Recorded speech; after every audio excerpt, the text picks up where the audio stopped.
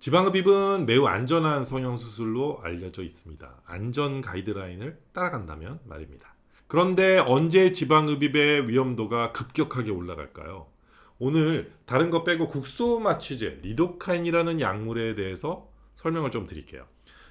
지방흡입을 할 때 리도카인은 우리가 킬로그램당 55mg까지가 안전하다고 알려져 있습니다. 55mg이 넘어가면 위험하다는 이야기죠. 그래서 리도카인을 사용하는 양을 최소한으로 하려고 노력을 하게 된단 말이죠.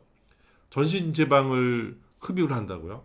전신지방 흡입 또는 뭐 한 부위 또는 두 부위 뭐 이런 단위가 중요한 게 아니고요. 지방 흡입을 하게 되면 얼마나 많은 양의 리도카인을 사용하게 되는지가 너무 중요합니다. 물론 이 넓은 부위에서 많은 양의 지방을 뽑아야 한다면 더 많은 양의 리도카인을 사용할 수밖에 없습니다. 우리가 계산을 해보는 거죠. 우리가 충분한 지방을 뽑아내기 위해서 사용하게 되는 리도카인의 양이 체중 1kg당 55mg보다 낮으면 전신지방 흡입도 가능합니다. 그런데 웬만한 사람은 이 수치를 고려해 볼 때 전신지방을 하기가 힘들어요. 투여할 수 있는 총량을 잘 나눠서 써야 하는 거예요. 한 번에 하고 싶다고요? 그러면 좀 덜 뽑아도 되죠. 여기저기서 조금씩만 뽑는 거죠. 그렇다면 가능해요. 그게 안 된다고요? 최대한 많이 뽑아야 돼요. 그렇다면 한 부위 또는 두 부위 이렇게 나눠서 수술을 하셔야 합니다. 그렇지 않으면 너무 위험해져요.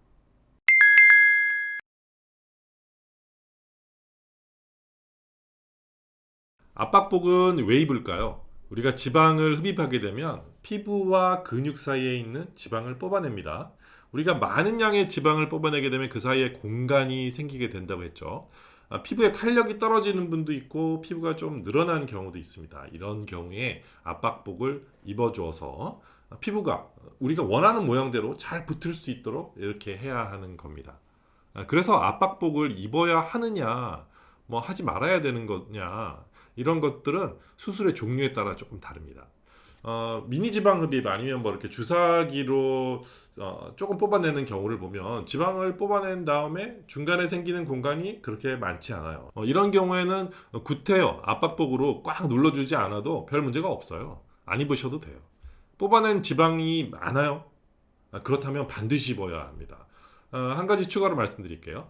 지방 흡입을 한 다음에 벨트 디포미티라는 부작용이 있습니다. 이게 무슨 말인가 하면 지방 흡입 수술을 하고 난 다음에 벨트를 꽉 조이게 이렇게 착용하는 경우에 그 부위가 움푹 들어가게 된다는 거죠. 특히 남성분들에게는 중요한 얘기인데요. 남자분들은 이렇게 벨트를 꽉 이렇게 매는 분들이 굉장히 많거든요. 바지가 흘러내릴까봐. 남자들은 골반이 작아서 바지가 잘 내려가요. 그래서 벨트 말고 한 두 달 정도는 꼭 이렇게 멜빵을 하시라고 합니다. 벨트에 이렇게 눌린 자국이 생길 수 있기 때문인데요. 압박복을 입어서 골고루 잘 눌리게 하는 것이 중요하다는 걸 간접적으로 알 수 있으시겠죠? 그래요. 수술 후엔 골고루 잘 눌러줘야 예쁘게 자리를 잡을 수 있습니다. 지방흡입이라는 이름으로 수술을 한다고 해서 다 같은 수술이 아니에요. 여러 가지로 구분할 수 있겠지만 뽑은 양을 이야기한다면 뽑은 양이 별로 많지 않은 경우에는 압박복을 입을 필요가 없습니다.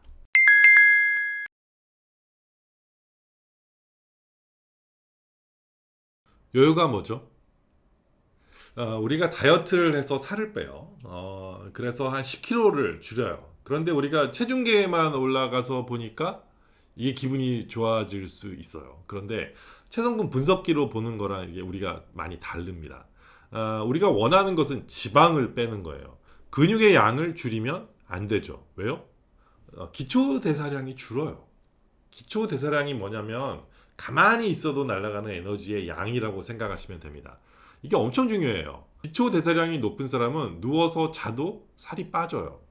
그런데 근육이 자꾸 줄면 기초 대사량이 줄어듭니다. 우리가 다이어트를 할 때 지방이 빠지는 것에 집중을 해야 하는 이유가 바로 여기에 있는 거죠. 그런데 굶어서 살을 빼는 사람들은 지방도 빠지지만 근육도 많이 빠져요. 그래서 다이어트를 마치고 원하는 몸무게가 되어 10kg를 빼서 48kg가 됐단 말이에요. 그런데 그 중에 근육이 4kg가 빠졌어요. 그러면 어떻게 되죠? 기초대사량이 많이 줄어서 밥을 정상적으로 먹게 되면 원래 먹던 만큼, 그러니까 뭐 특별히 더 먹지도 않았어요. 그런데 살이 찌기 시작을 합니다. 이게 더 많이 쪄요. 체중은 똑같은 58kg로 됐는데 만져보면 지방이 더 많아요. 왜요? 근육이 줄었으니까. 이건 정말 대참사 아닙니까? 그래서 운동을 하면서 좋은 식단을 가지고 살을 빼야 한다는 거죠. 지방만 빼야 하니까요. 자, 지방 흡입 수술을 해요. 그러면 지방이 빠져나가요. 그렇죠? 아니면 근육이 빠지나요? 지방이 빠져요. 근육은요? 그대로죠. 그런데 가끔 살이 더 쪘다고 막 뭐라고 그러는 분들이 있어요. 좀 솔직해지셔야 할 필요가 있습니다. 수술하고 당최 뭐 얼마나 먹었으면 근육도 안 빠졌는데 살이 쪘을까요? 아, 두 가지 원인을 생각해 볼 수 있어요.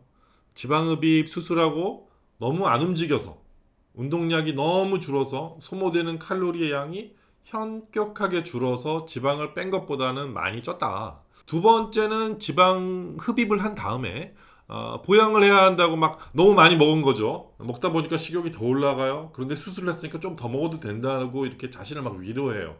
그리고 나서 지방 흡입을 한 다음에 요요가 왔다고 해요. 이론적으로 보면 수술을 한 다음에 요요라는 것은 있을 수 없는 거예요. 하지만 우리가 생각해 봐야 하는 여러 가지 상황들이 있어요. 그래서 잘 조절해야 합니다.